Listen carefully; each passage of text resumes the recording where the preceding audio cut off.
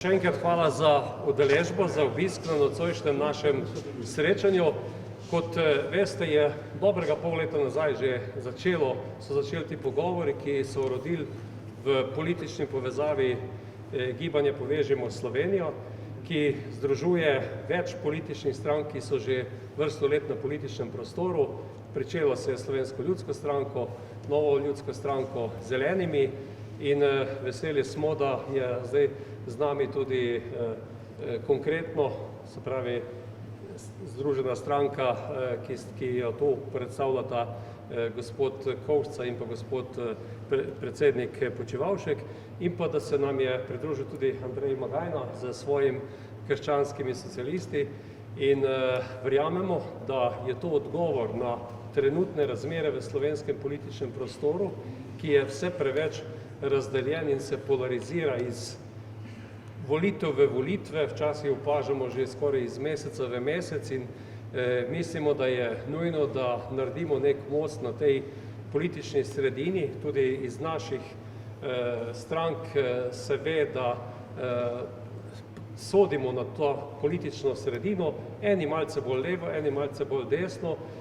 predvsem pa je iza teh naših strank so nekateri zelo jasni programi. V Slovenski ljudski stranki smo se ves čas zavzemali za enakomeren razvoj države, krepitev lokalne samouprave, regionalizacijo, enakomeren razvoj močne slovenske občine, ki na drugi strani tudi podpiramo razvoj kmetijstva, tudi sam v okviru, kot sem že dejal, v okviru Evropskega parlamenta poskušam v konceptu pametnih vasi na nek način narediti sodoben koncept razvoja 21. stoletja za Slovenijo, za slovensko podeželje in naše stranke so tu enostavno tiste, ki zagotavljajo ta enakomeren razvoj.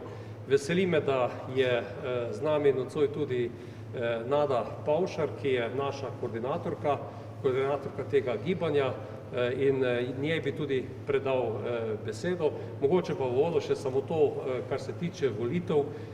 Vemo, da je v Sloveniji 88 okrajev.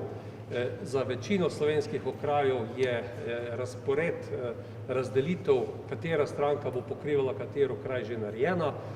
Veliko imen je tudi že znanih in veseli me, da se odločajo za sodelovanje na teh listah tudi močni posamezniki, ki so na eni strani ali v gospodarstvu ali tudi v lokalnih skupnostih in verjamem, da bo ta naša skupna lista presenečenje letošnjih volitev. Predlagam, da na kratko še vsak od nas spregovori, potem pa postavljate lahko vprašanje ostali.